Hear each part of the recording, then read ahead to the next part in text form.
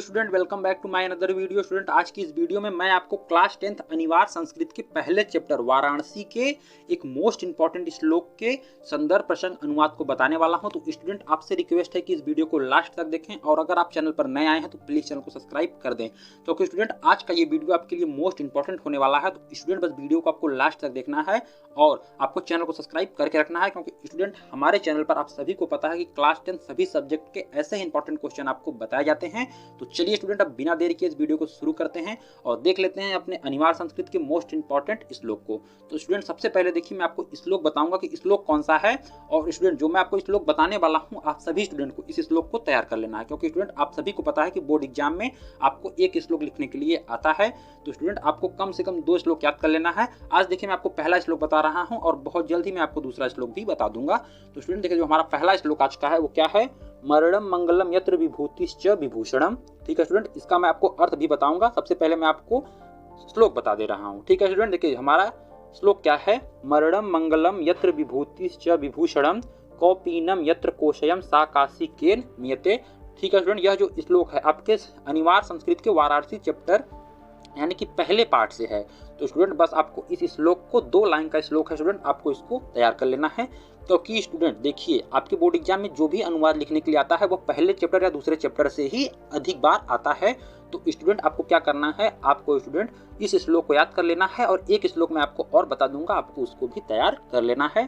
तो चलिए स्टूडेंट, यहाँ तो हमारी श्लोक की बात हो गई। अब चलिए इसके हम संदर्भ की बात करते हैं। स्टूडेंट आपको बोर्ड एग्जाम में जो अनिवार्य संस्कृत में आपको देखिए गद्यांश या पद्यांश पूछा जाएगा, आपको उसका संदर्भ किस प्रकार से लिखना है।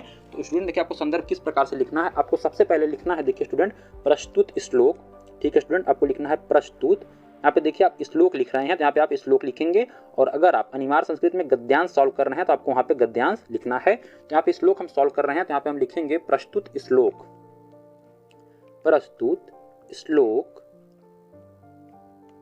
प्रस्तुत श्लोक हमारी, प्रस्तुत श्लोक हमारी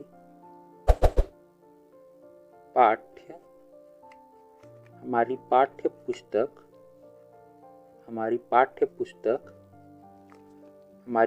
पुस्तक हिंदी। ठीक है स्टूडेंट, हिंदी को देखिए आपको ब्लैक पेन से लिखना है और वो भी इन्वर्टेड कामा में लिखना है। यहाँ पे हम लिखेंगे प्रस्तुत श्लोक हमारी पाठ्य पुस्तक हिंदी, पाठ्य पुस्तक हिंदी के, क्या लिखना है स्टूडेंट, प्रस्तुत श्लोक हमारी पाठ्य पुस्तक हिंदी के। उसके बाद देखिए स्टूडेंट आपको क्या लिखना है, फिर आपको ब्लैक पेन से लिखना है इन्वर्टेड कामा में, सिंगल इन्वर्टेड कामा में आपको लिखना है संस्कृत खंड। क्या लिखना है स्टूडेंट, आपको संस्कृत लिखना है, संस्कृत खंड। ठीक है स्टूडेंट, देखिए संदर्भ क्या है, प्रस्तुत श्लोक हमारी पाठ्य पुस्तक हिंदी के संस्कृत खंड के। क्या लिखना है स्टूडेंट, संस्कृत खंड के। अब देखिए स्टूडेंट आपको लिखना है पाठ का नाम, वो भी ब्लैक पेन से और सिंगल इन्वर्टेड कामा में। तो संस्कृत खंड के वाराणसी। ठीक है स्टूडेंट, ये जो हमारा श्लोक है यह किस चैप्टर से है, तो यह अनिवार्य संस्कृत के पहले चैप्टर यानी वाराणसी पाठ से उद्घृत है या फिर लिया गया है। तो यहाँ पे क्या लिखना है, प्रस्तुत श्लोक हमारी पाठ्य पुस्तक हिंदी के संस्कृत खंड के वाराणसी पाठ से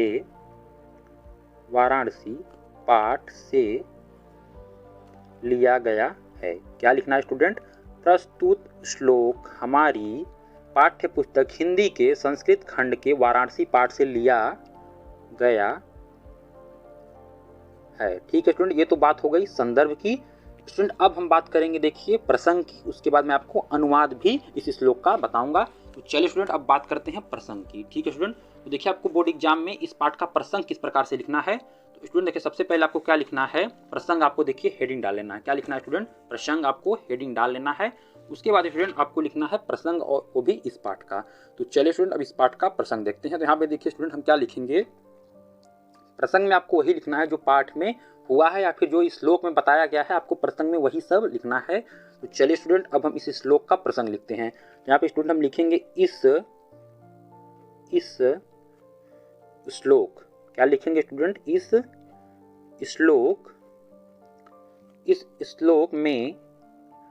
श्लोक में वाराणसी, इस श्लोक में वाराणसी की पुण्य क्या, पूर्ण, यानी कि पूरा। क्या लिखना है, इस श्लोक में वाराणसी की पूर्ण ख्याति, क्या लिखना है स्टूडेंट आपको, ख्याति यानी प्रसिद्धि। ठीक है स्टूडेंट, ख्याति का जो अर्थ होता है वो क्या होता है, प्रसिद्धि। इस श्लोक में वाराणसी की पूर्ण ख्याति का